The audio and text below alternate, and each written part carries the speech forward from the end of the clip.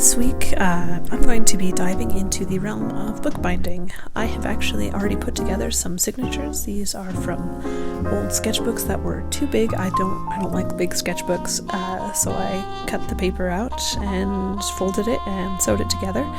I have a few different varieties. The smaller ones are multimedia paper, and the bigger one is charcoal paper, but I think I'm going to stick with the slightly thicker version of the multimedia paper, and there's some unsewn signatures. You can see what all that looks like.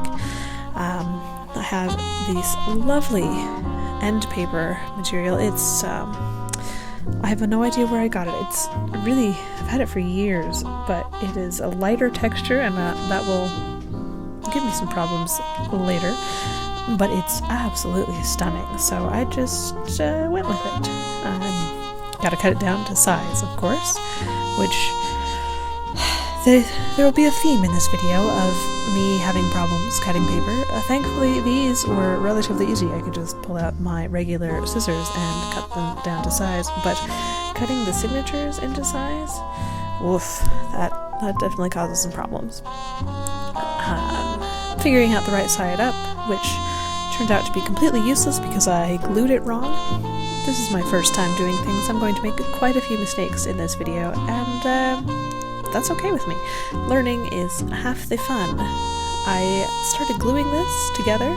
This is just regular PVA glue, acid-free, because you don't want it to damage the paper over time. If you don't really care so much about that, you can use Elmer's glue, that sort of a thing. I like the PVA glue, acid neutral, gonna last for a long time because I really want to hold these for as many years as I possibly can, even though I did make a lot of mistakes.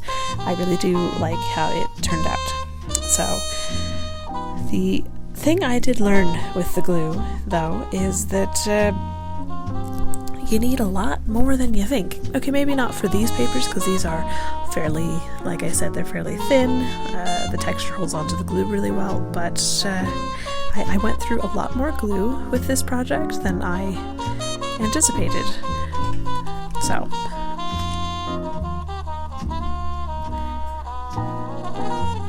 just gluing these onto the book block here.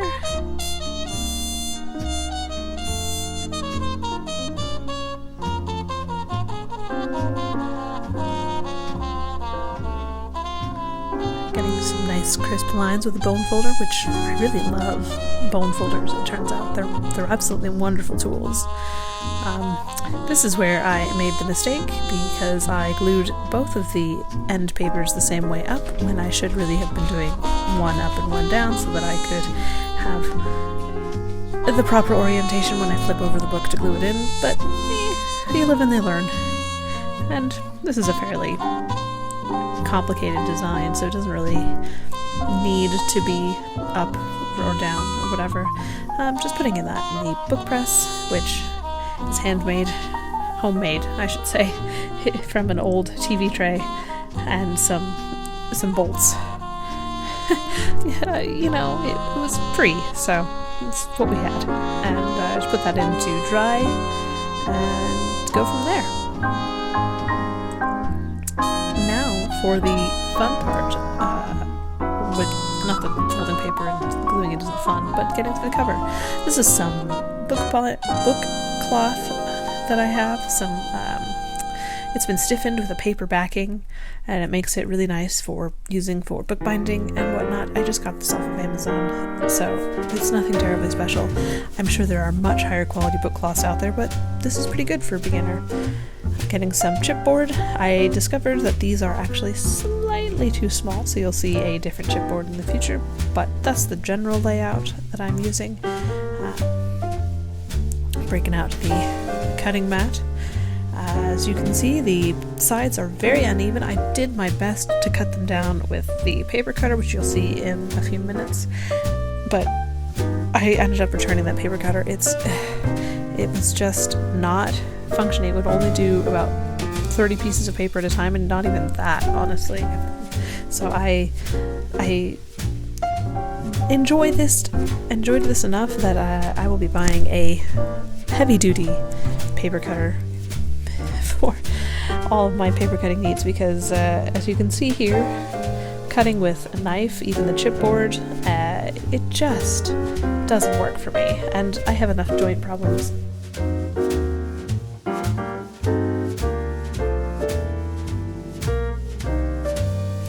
As you can see, I break out some other tools. The rotary cutter I stole from my sewing room. This one I actually don't much use for fabric because I have a much more ergonomic one, so I figured it would work well for paper, and it works great for the book cloth, not so much for the paper, hence I broke out the paper cutter, which I no longer have. I will be getting a different one very shortly, hopefully much easier on the joints, because this one it did not do what it was supposed to do. I wanted it to cut the books down to size, and it cuts individual pieces of paper pretty well, which is a bummer.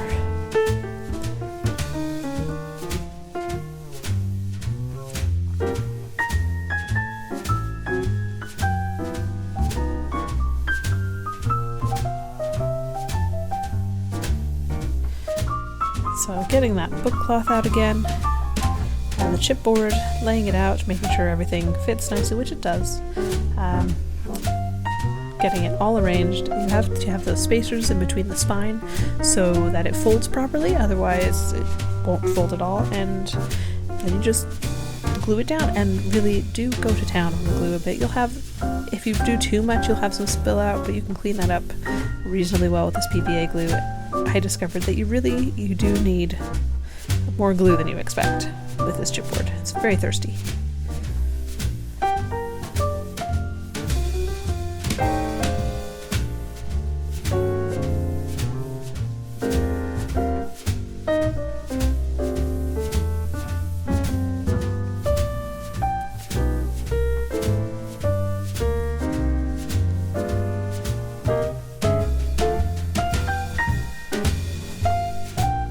Putting it under some wax paper to put in the book press, and you can see it is now dry, so I can cut the corners and put those in. You can see I try with this knife, and it really doesn't cut through the book cloth that well.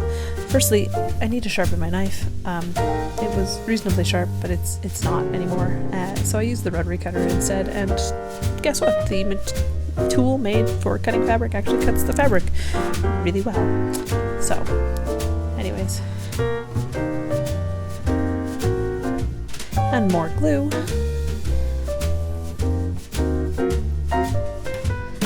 a fold with the bone folder, making it all nice and smooth, which it's a very satisfying process, watching this glue and then folding it, and just suddenly, poof, you have a book cover. I really enjoyed it.